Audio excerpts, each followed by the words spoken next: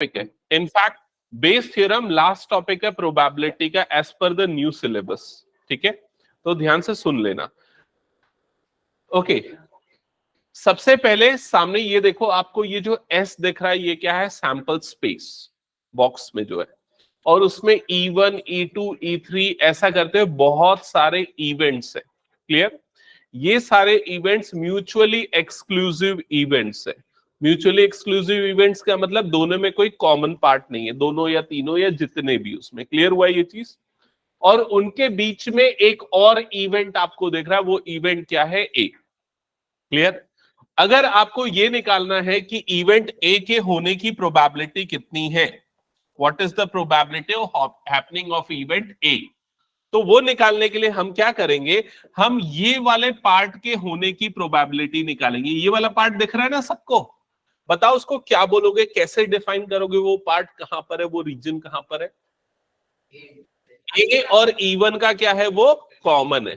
तो मतलब क्या हो गया? वो probability of A intersection E1। क्या ये समझ में आया सभी को? फिर उसके बाद ये वाले पार्ट की प्रोबेबिलिटी देखेंगे, तो ये वाले पार्ट को हम क्या बोलेंगे? बताओ जल्दी से। A intersection E2। तो उसकी जो प्रोबेबिलिटी होगी उसको हम डिनोट करेंगे probability of A intersection E2। क्या ये क्लियर हुआ? इस तरीके से सो ऑन। अब याद करो, जब मैंने कंडीशनल प्रोबेबिलिटी बताई थी, probability of E given F, तो क्या होता था कंडीशनल प्रोबेबिलिटी का formula? Probability of E intersection F divided by probability of F। ऐसा ही होता था ये formula.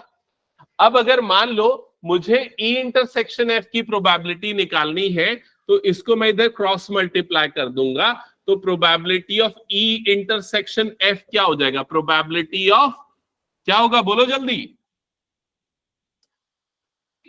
Probability of E given F into probability of F। ऐसा ही हो जाएगा।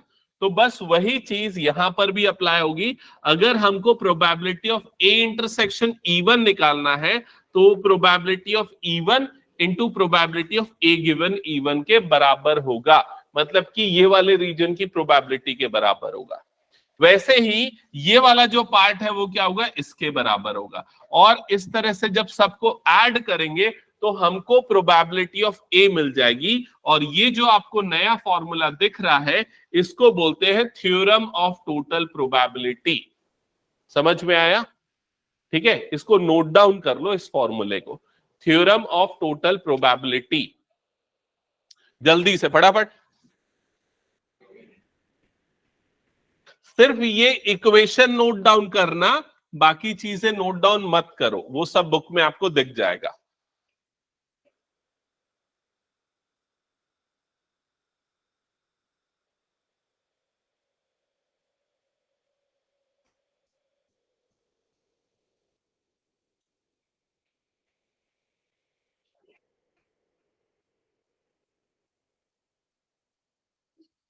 नोट किया सबने?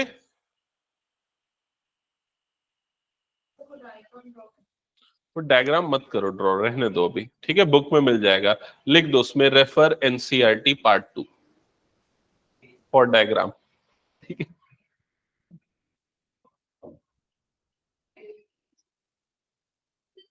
हो गया, हटा दूं मैं? इसी को उसने ना सबमिशन करके जनरलाइज कर लिया। अब ऊपर वाला लिख लिया, समझ गए, चलेगा। अब आते हैं बेस थ्योरम पे। ठीक है, अब बेस थ्योरम में ये जो डिनोमिनेटर वाला पार्ट है, तुम लोग ना ये फॉर्मूला मत लिखो, तुम लोग अभी जो मैं लिखा रहा हूं ना वो वाला फॉर्मूला लिखना।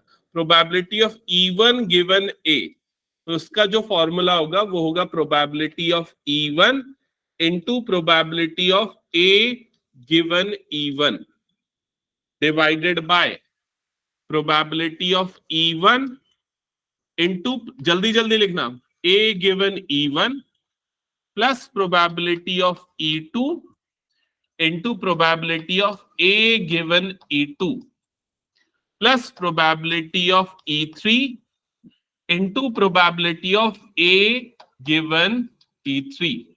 तो ये डॉट प्लस ऐसा करके dot dot dot so on. Clear? तो ये जो फॉर्मूला आपको दिख रहा है, इस फॉर्मूले को ही बोलते हैं बेस थ्योरम। नोट किया सबने? हाँ, जो मैंने लिखा सिर्फ वही नोट कर लेना।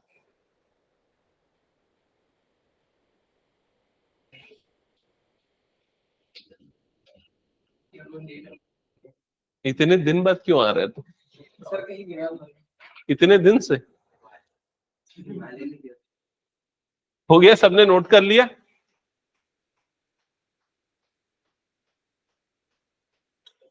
अभी सिर्फ ये दो फॉर्मूले यूज होने हैं और 100% श्योर है कि बेस थ्योरम का क्वेश्चन आता ही है एग्जाम में। मिनिमम 4 नंबर के लिए तो आएगा, मिनिमम 4 मार्क्स। अब तुम लोग देखो, तुम लोग कैसे कर सकते हो, तुम लोग समझ पाओगे कि नहीं पाओगे। अगर उसको समझना है तो मुश्किल से 15 मिनट का टेंशन यहां पर देना, 15 से 20 मिनट, आपको समझ में आ जाएगा। ठीक है, हटा दो उसको मैं। अब सीधे हम स्टार्ट करेंगे क्वेश्चन। तो क्वेश्चन नंबर 1, क्वेश्चन नंबर 1 अभी ना स्टार्टिंग का ये पहला क्वेश्चन है जो टोटल प्रोबेबिलिटी से बनेगा, बाकी सारा क्वेश्चन बेस थ्योरम से बनेगा। टोटल प्रोबेबिलिटी और बेस थ्योरम में क्या डिफरेंस है एक बार देख लो बस ध्यान से। टोटल प्रोबेबिलिटी में हमको पूरे इवेंट की एक ही प्रोबेबिलिटी निकालनी होती है, तो वो इसका ये बड़ा वाला फॉर्मूला बनता है। समझ में आया ये चीज? और बेस थ्योरम में क्या होता है, जैसे हमको ये वाली प्रोबेबिलिटी निकालनी, इवन के होने की प्रोबेबिलिटी निकालनी है, और गिवन होता है कि event A has already awkward, तो इवन की प्रोबेबिलिटी निकालनी, इवेंट ए हो चुका है, तो हम क्या करेंगे, ये वाली प्रोबेबिलिटी को डिवाइड कर देंगे किससे, ए वाली प्रोबेबिलिटी से। समझ में आया ये चीज? इस तरह से सॉल्व होता है। तो चलो इसको सॉल्व करने के लिए हम फर्स्ट क्वेश्चन देखते हैं। क्वेश्चन नंबर 1 क्या लिखा हुआ है एक बार देखो। An urn contains 5 red and 5 black balls. तो एक अर्न है जिसमें 5 रेड और 5 ब्लैक बॉल्स है, ऐसा गिवन है। A ball is drawn at random and its color noted and returned to the urn. इसका मतलब समझ में आया? एक बॉल को निकाले, उसका कलर चेक किया और वापस से उसको अर्न में रख दिए। Clear? Moreover, 2 additional balls of the same color are put in the urn and then a ball is drawn at random. What is the probability that second ball is red? Experiment कितने बच्चों को समझ में आ गया? ये experiment समझ में आया? तो तुम लोगों का सबसे पहला प्रॉब्लम है, सुनते नहीं हो एकदम ध्यान से, क्वेश्चन को नहीं समझोगे तो दिक्कत जाएगी। तो सबसे पहले सपोज ये एक अर्न है, इसमें कितनी कितनी बॉल्स है इनिशियली बताओ मुझे, कितनी कितनी कैसी कैसी बॉल है डिटेल में बताओ। 5 रेड बॉल्स है और 5 ब्लैक बॉल्स हैं। क्लियर हुआ ये चीज? अब इसमें सबसे पहले क्या कर रहे हैं, सबसे पहले क्या कर रहे हैं, पढ़ो क्वेश्चन को और बताओ। एक बॉल निकाल रहे हैं, a ball is drawn at random, फिर क्या कर रहे हैं, उसका कलर नोट कर रहे हैं, और फिर क्या कर रहे हैं, वापस उसमें डाल दे रहे हैं। समझ में आया यहां तक? फिर उसके बाद क्या कर रहे हैं, 2 और बॉल उसके अंदर डाल रहे हैं और वो उस कलर की है जो पहले जो बॉल निकली थी उस कलर की। समझ में आया ये चीज? ठीक है, इसके बाद फिर से एक बॉल निकाल रहे हैं और अब जो आखिरी में जो बॉल निकली उसके रेड होने की प्रोबेबिलिटी हमको यहां पर निकालनी है। क्लियर हो गया ये चीज? ठीक है, तो अभी मान लेते हैं ये जो इवेंट ए जो है उसको हम ऐसा लेते हैं कि second ball drawn is red, second ball drawn is red. जिस चीज की हमको प्रोबेबिलिटी निकालनी है वो हमने इवेंट ए ले लिया। क्लियर ये चीज? ठीक है, अब इसके बाद देखो यहां पर ना E1 E2 E3 ऐसे बहुत सारे इवेंट्स क्रिएट होंगे। अब वो कौन कौन से होंगे? इवेंट E1 क्या होगा, E1 ये होगा कि पहला बॉल रेड निकला, और E2 क्या होगा, पहला बॉल ब्लैक निकला। ये दोनों कौन से इवेंट्स है, एक्सक्लूसिव, म्यूचुअली एक्सक्लूसिव। तो E1 को हम ले लेंगे, E1 को लेंगे first ball drawn is red, लिखते चलो मेरे साथ ना। और E2 किसको ले लेंगे, first ball drawn is black. क्या यहां तक सबको समझ में आ गया? हमने इवेंट डिफाइन कर दिया A, E1, E2, ये हो गया क्लियर, सबको लिख लिया सबने।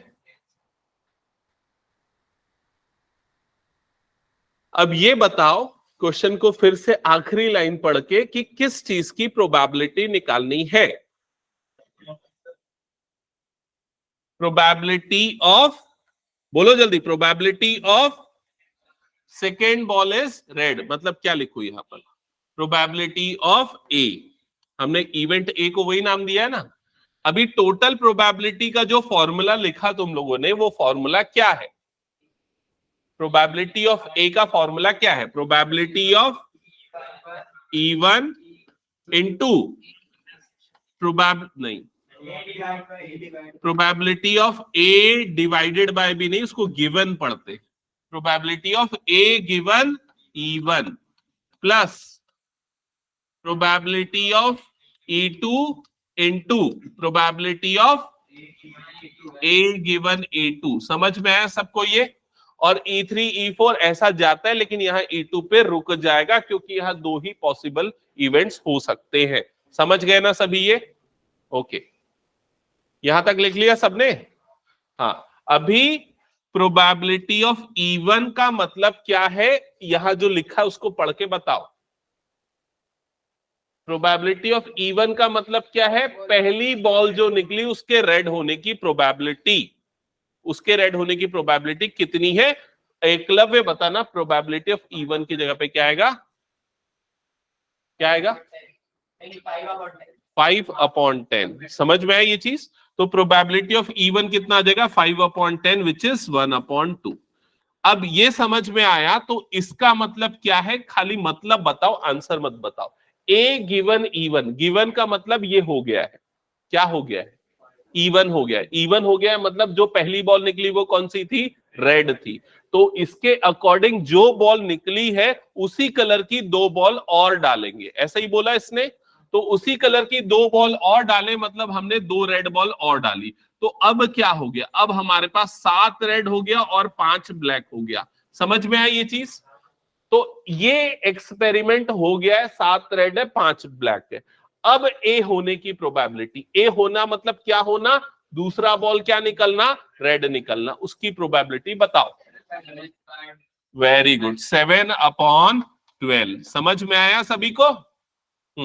प्लस अब ये बता दो probability of E2, probability of E2 भी कितना हो जाएगा?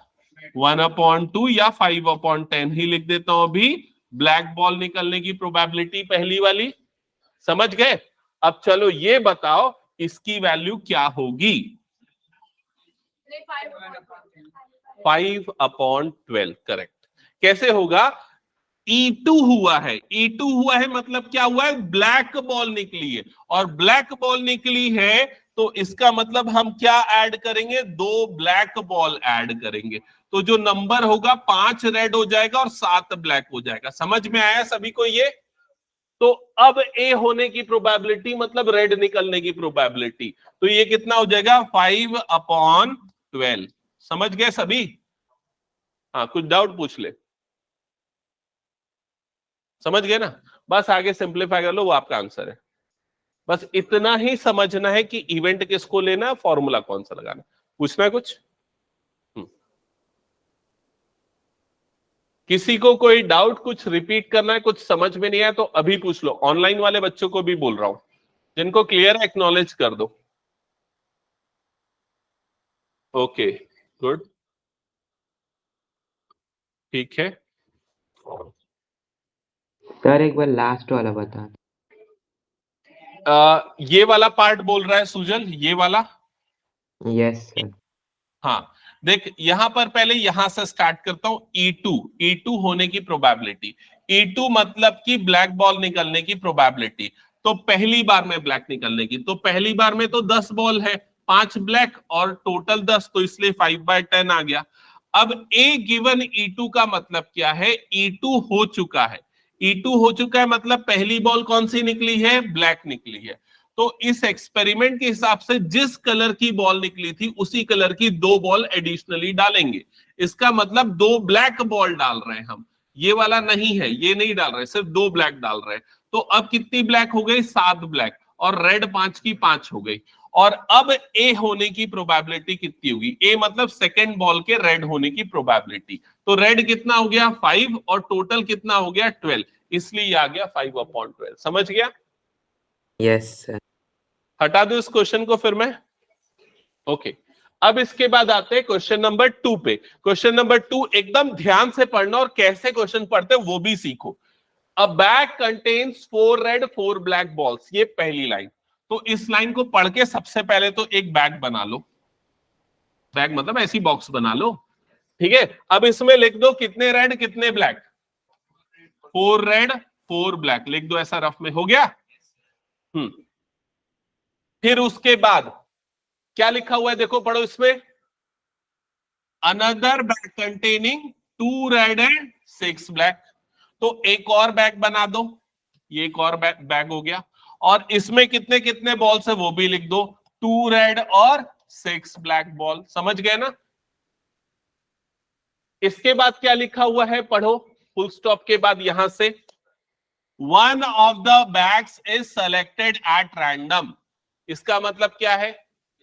दोनों में से एक बैग को रैंडमली सेलेक्ट कर रहे हैं। मान लेते हैं पहला बैग ए है, दूसरा बैग बी है। तो ए के सेलेक्ट होने की प्रोबेबिलिटी कितनी है बताओ? 1/2। बी के सेलेक्ट होने की प्रोबेबिलिटी कितनी है? 1/2। समझ गए? तो दोनों में से एक सेलेक्ट हो रहा है विथ इक्वल प्रोबेबिलिटी। इसके बाद क्या लिखा हुआ है?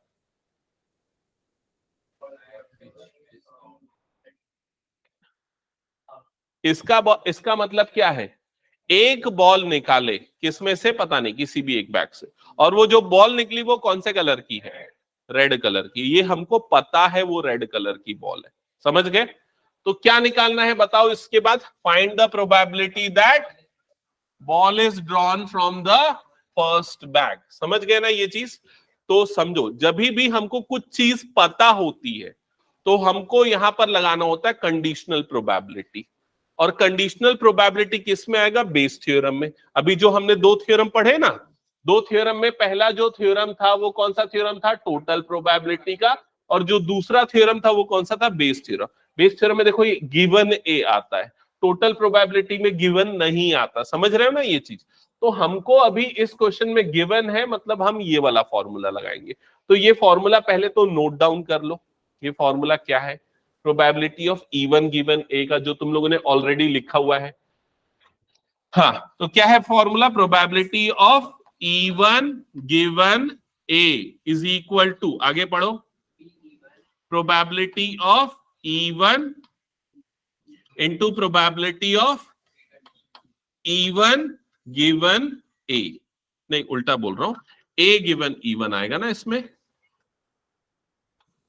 ए गिवन इवन।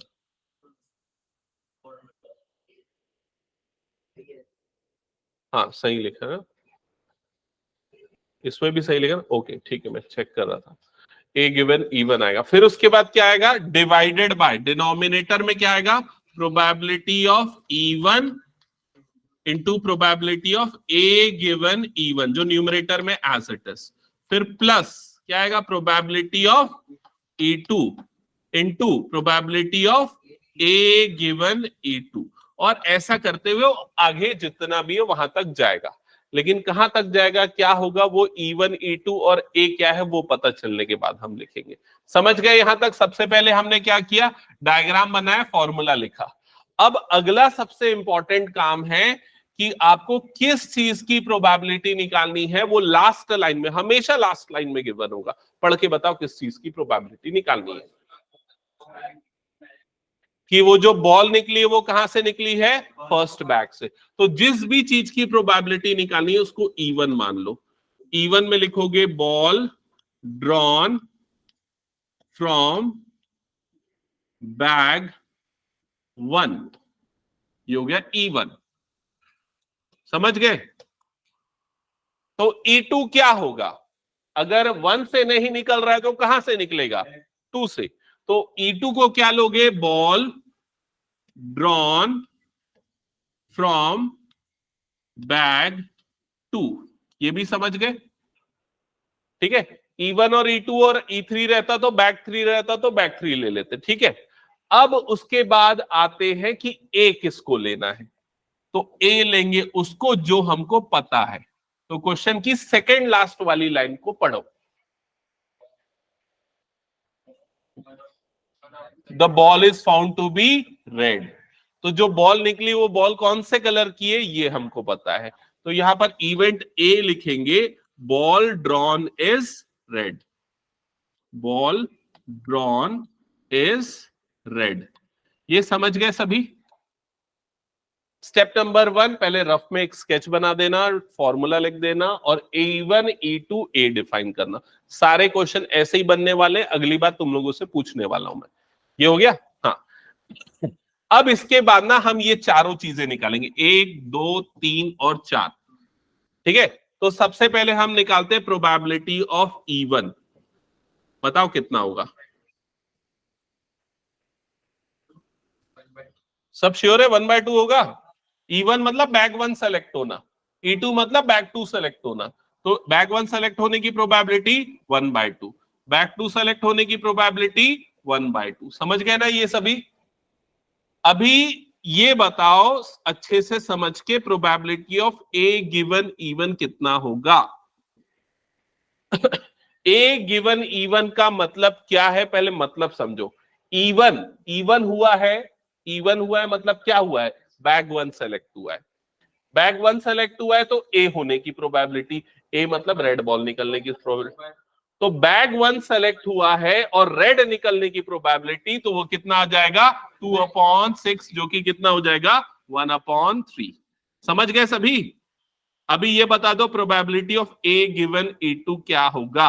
इसका मतलब क्या है, इसका मतलब है E2 हुआ है। हाँ बोल,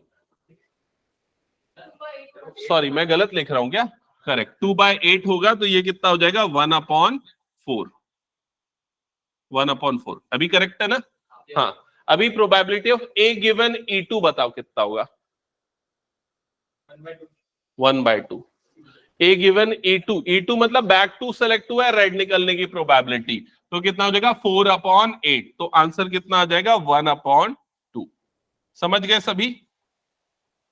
अब ये जो चारों चीजें निकली है इसको पुट कर दो इस फॉर्मूले में।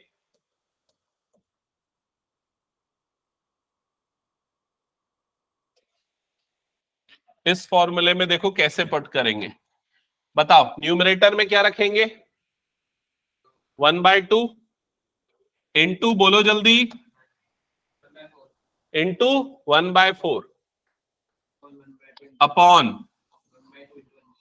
सेम चीज आएगी 1/2 इंटू 1/4 प्लस, आगे बोलो जल्दी, 1/2 इंटू 1/2। क्या ये सबको समझ में आ गया। सारी वैल्यू तो हमने ऑलरेडी निकाल ली थी और उसको पुट कर दिया। अभी इसके बाद भी कई बच्चे गलत कर देते हैं, कैलकुलेशन में गलती कर देते हैं। तो सुनो कैसे स्मार्टली कैलकुलेट करना है। देखो सबसे पहले ना आपको अगर ऑब्जर्व करोगे तो एक चीज दिखेगी, यहां पर 1/2 है, यहां भी 1/2 है, यहां भी 1/2 है, दिख रहा है। तो ऊपर वाला 1/2 इंटू 1/4 को तो कुछ नहीं कर सकते, नीचे वाले में से 1/2 को अपन निकाल सकते हैं कॉमन। तो यहां क्या बच जाएगा 1/4 प्लस 1/2। समझ गए ना। अब ये 1/2 और ये 1/2 कट जाएगा, तो ये कितना हो गया न्यूमरेटर में 1/4 और नीचे में 1/2 और 1/4 का एडिशन कितना होता है 3/4। तो यहां पर क्या आ जाएगा नीचे में, यहां पर 3/4। अब ये रेसिप्रोकल होगा 1/4, ये मल्टीप्लीकेशन में आके कितना हो जाएगा 4/3। 4 और 4 कट जाएगा तो आंसर कितना आ जाएगा 1/3। That's it. समझ गए सभी। जल्दी बनाओ इसको, फिर नेक्स्ट क्वेश्चन दे रहा हूं। बस अब मैं नहीं बनाऊंगा, अब तुम लोग बनाओगे, मैं सिर्फ हेल्प करूंगा। हाँ पूछो गुरलीन, क्या डाउट है। सर E1 E2 1/2 कैसे? भाई देख E1 क्या लिखा है मैंने, बैग 1 सेलेक्ट होना या ball drawn from bag 1। E2 क्या लिखा हो, बैग 2 सेलेक्ट होना। तो हमारे पास दो बैग है, बैग 1 सेलेक्ट होने की प्रोबेबिलिटी 1/2, बैग 2 सेलेक्ट होने की प्रोबेबिलिटी भी 1/2। समझ गया। क्या हुआ, नहीं आएगा समझ में। आ गया। ओके, हो गया, हटा दो इसको फिर मैं। चलो नेक्स्ट क्वेश्चन पे आते हैं। सबसे मुश्किल काम है क्वेश्चन को पढ़ना। पढ़ो ध्यान से। कुछ डाउट है रिया, आयुषी? क्या रहा है आंसर? 2/3 आ रहा है।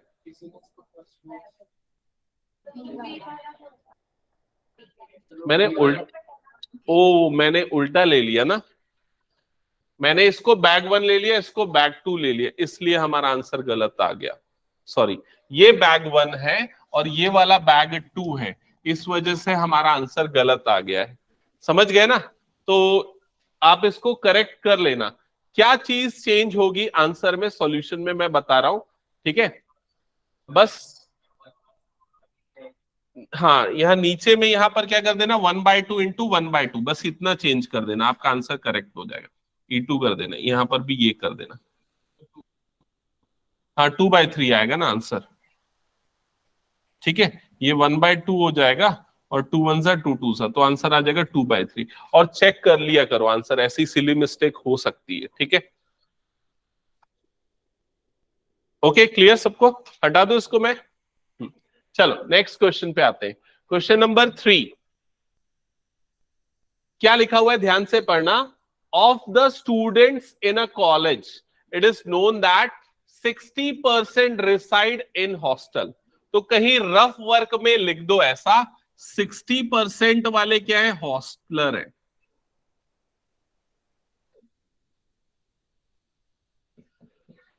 ठीक है, 40% आर डे स्कॉलर्स, तो 40% यहां पर हो गए day scholars. Okay, previous year results report that 30% of all students who reside in hostel attain grade A। इसका मतलब क्या है, इस वाली लाइन का मतलब क्या है? 60 का 30%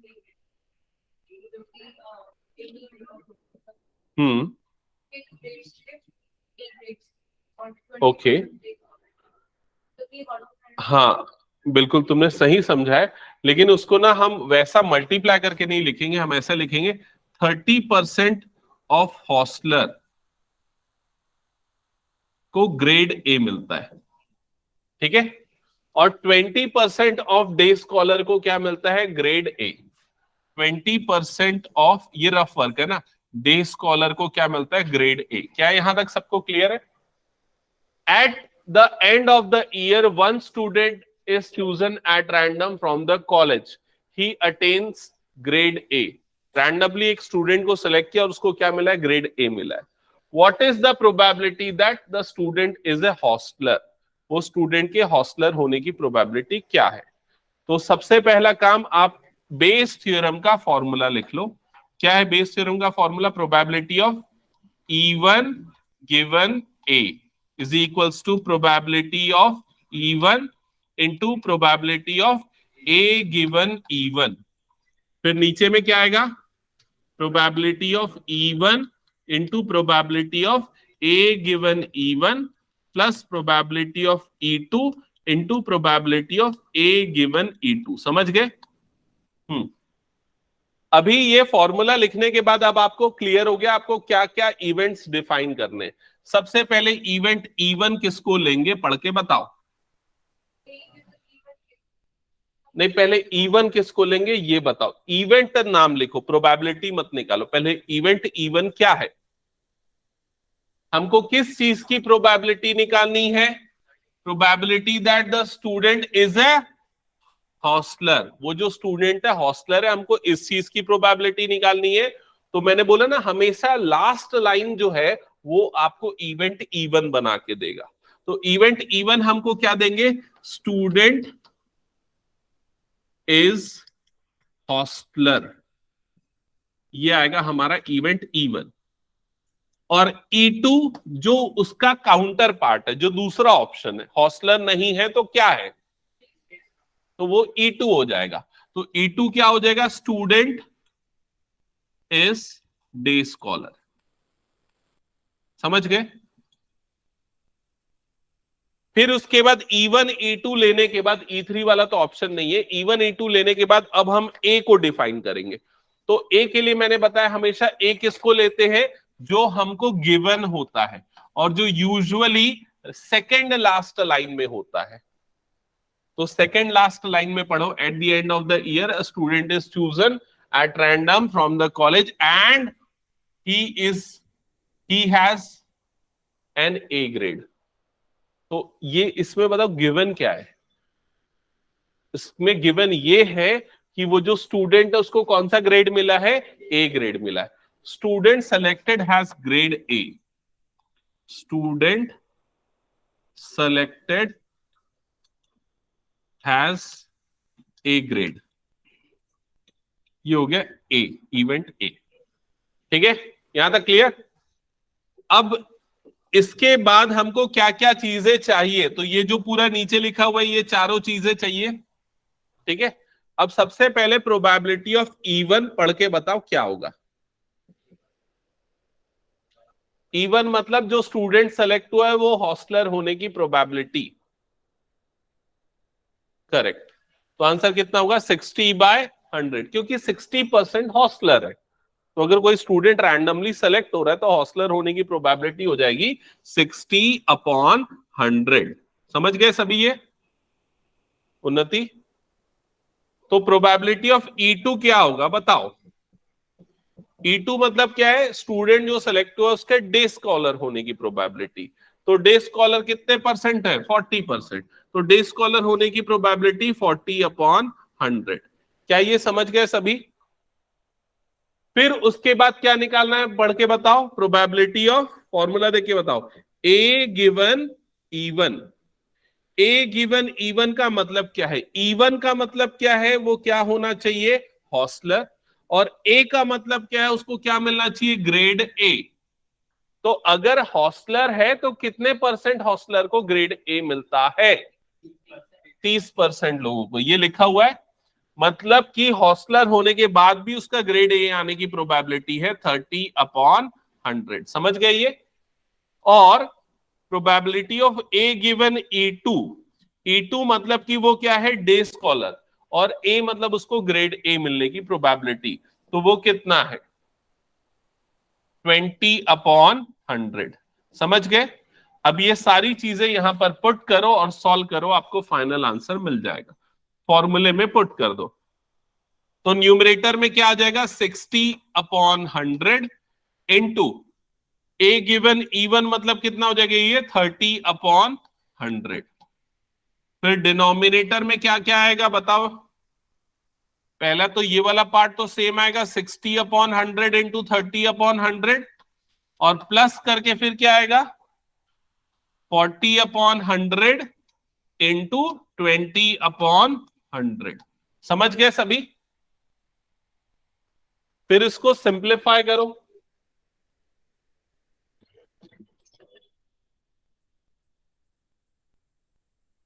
कैसे सिंप्लीफाई करेंगे, पहले तो सबके डिनोमिनेटर से 100 को हटा देते हैं। समझ गए ना, क्योंकि यहां पर 2 बार 100 मल्टीप्लाई होगा, मतलब कितना हो जाएगा 10,000। यहां भी 10,000, यहां भी 10,000, तो कॉमन निकाल के काट दो।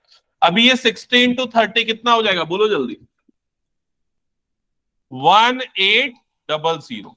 डिनोमिनेटर में कितना हो जाएगा, 1800 प्लस 40 इंटू 20 कितना हो जाएगा, 800। तो ये हो गया 1800 डिवाइडेड बाय 800 प्लस 1800, 2600। समझ गए। तो ये 2 0 कट, फिर 2 9 और 2 से कितने टाइम्स में जाएगा, 13 टाइम्स में। तो आंसर आएगा 9/13। चेक करो आंसर एक बार, और किसी को कोई डाउट तो पूछो। समझ गए ना। तो 2 क्वेश्चन मैंने बता दिए कैसे रीड करना है और कैसे प्रोसीड करना है। स्टार्ट करें, एक ट्राई करोगे। चलो ये क्वेश्चन ट्राई करो। ये क्वेश्चन भी बहुत बार आया हुआ क्वेश्चन है।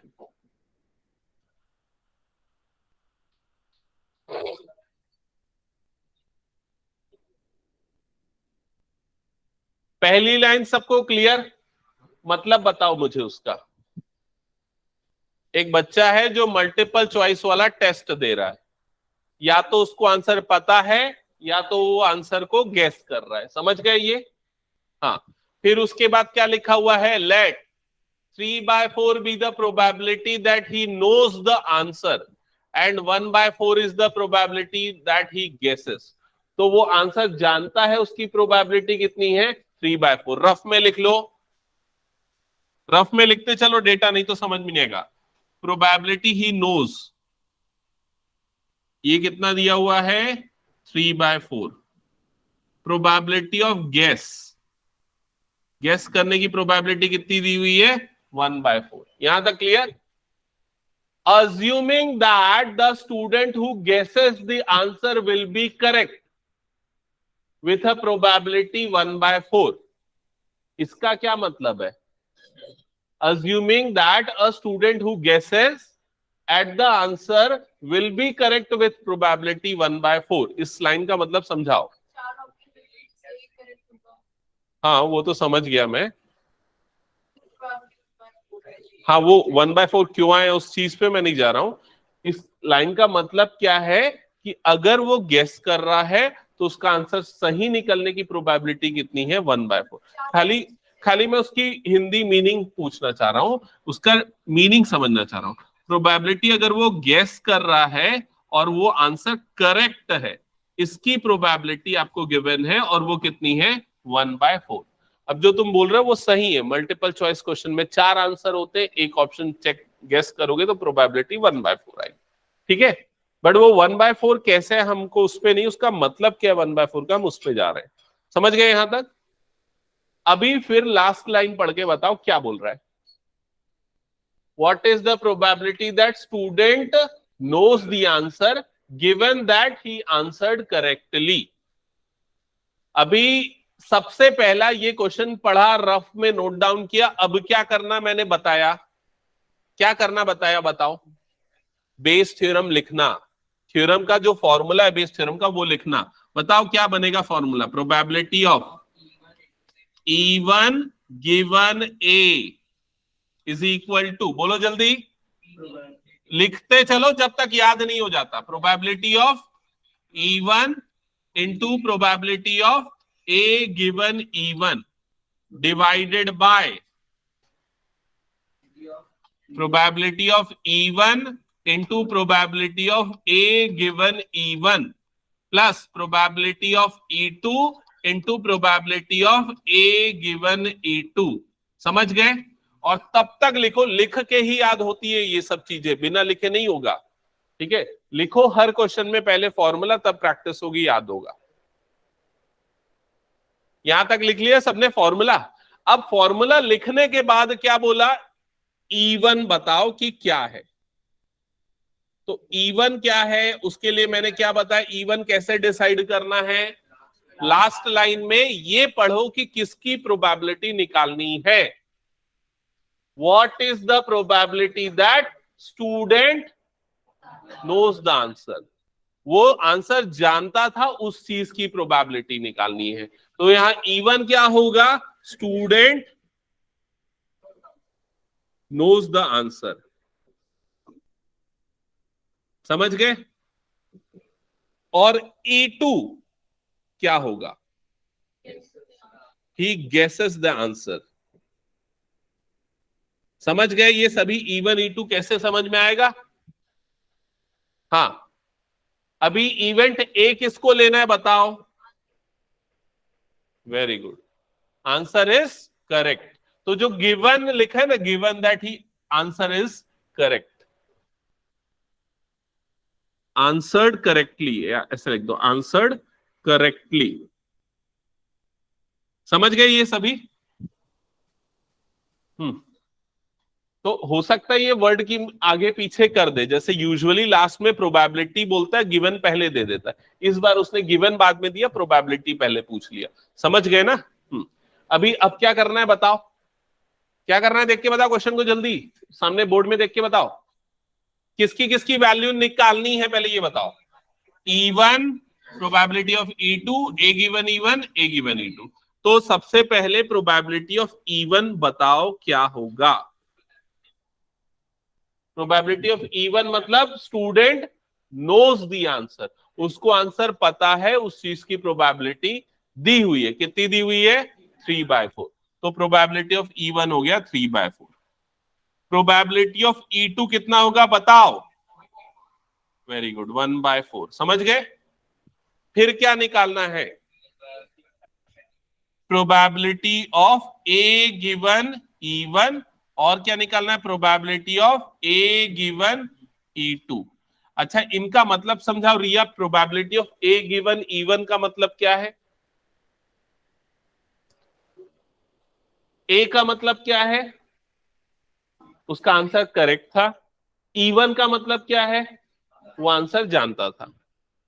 ए गिवन E2 का मतलब क्या? ए का मतलब क्या? उसको आंसर करेक्ट है। E2 मतलब उसने आंसर को क्या किया है? गैस किया है। समझ गए ना? अभी बताओ इसकी नीचे वाले की प्रोबेबिलिटी कितनी होगी बताओ? ये वाले की प्रोबेबिलिटी होगी 1/4। क्यों 1/4 होगी? समझ में आया सबको? क्योंकि उसने गेस किया है और उसका आंसर करेक्ट हुआ है। उसकी प्रोबेबिलिटी हमको दी हुई है 1/4। ये बताओ इसकी प्रोबेबिलिटी कितनी होगी? Probability of A given E1।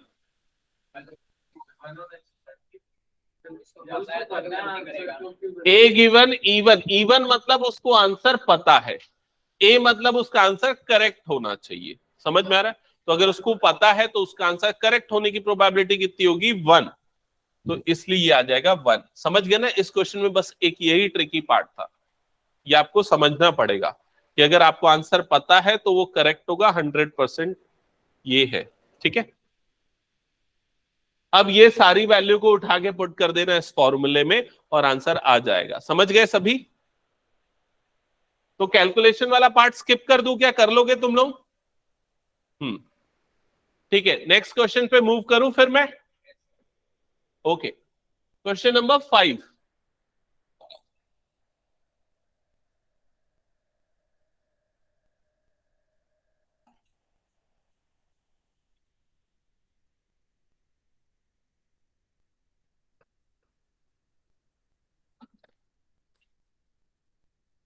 वो कैलकुलेशन बाद में करना, उसको छोड़ दो।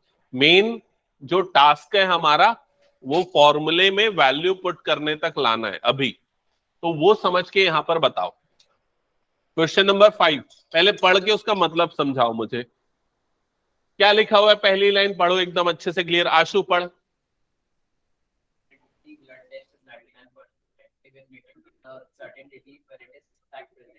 इसका क्या मतलब है? अगर कोई पर्सन किसी डिजीज से अफेक्टेड है तो 99% चांस है कि उसको डिटेक्ट कर लिया जाएगा, लेकिन 1% चांस है कि वो डिटेक्ट न हो पाए। समझ गए ये चीज? ठीक है, तो इसको रफ में पहले नोट डाउन कर लेते हैं।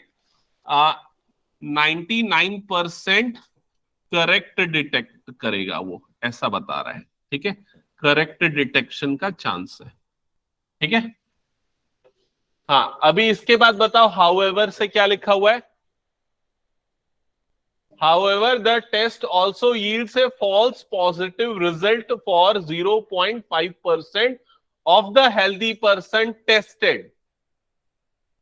और उसके बाद फिर ब्रैकेट में ये सब चीज लिखा हुआ है।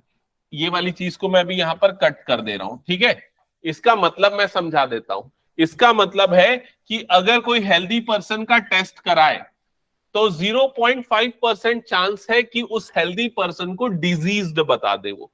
समझ गया ना ये चीज? मतलब जैसे कोरोना टेस्ट कराने गए, सपोज आपको नहीं है फिर भी आपको कोविड पॉजिटिव बता दे, that is called false positive result. Clear हो गया सबको ये चीज? तो यहां पर अगर हेल्दी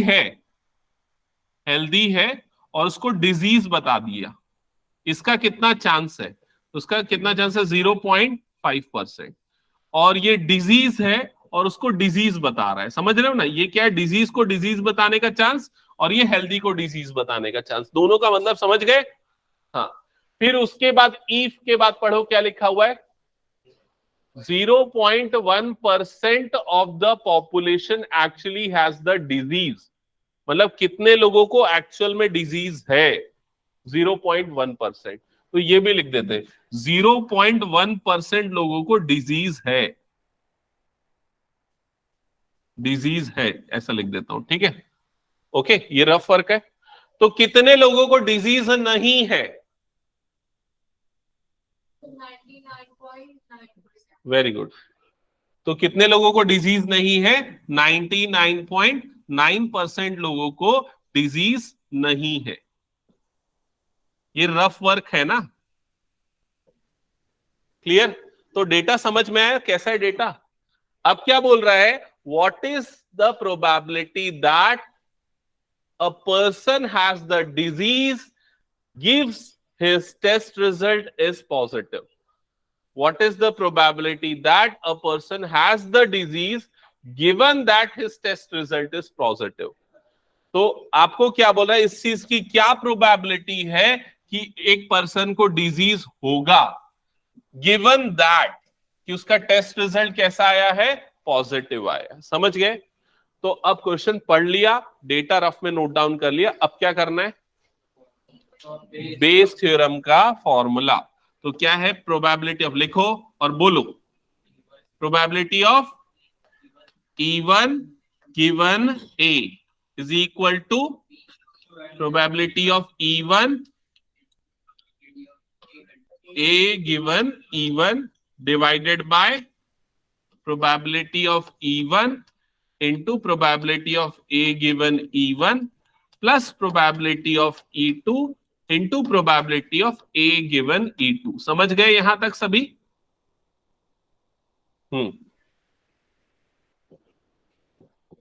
ये करने के बाद हम क्या डिफाइन करते हैं? E1 E2 और A किसको लेना है? हाँ, तो E1 किसको लेंगे? विप्लव बता।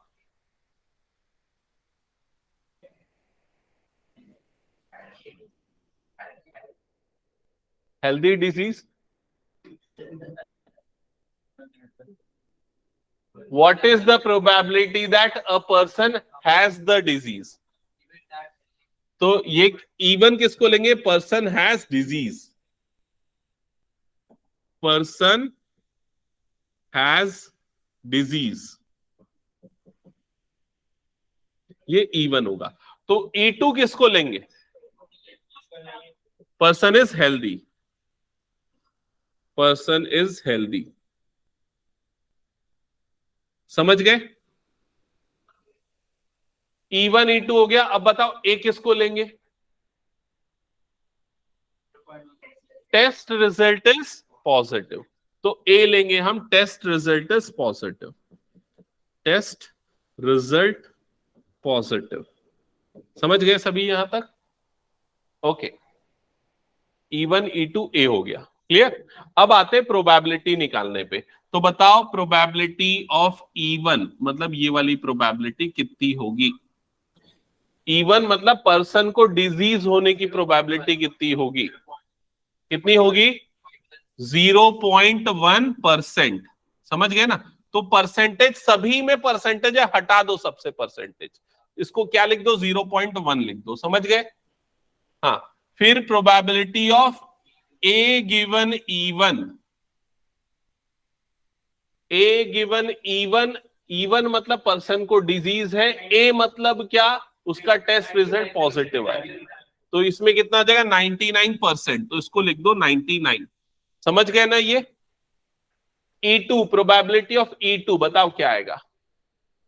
E2 मतलब कि डिजीज नहीं है उस पर्सन को, हेल्दी है, तो वो वहां पर क्या आएगा? 99.9।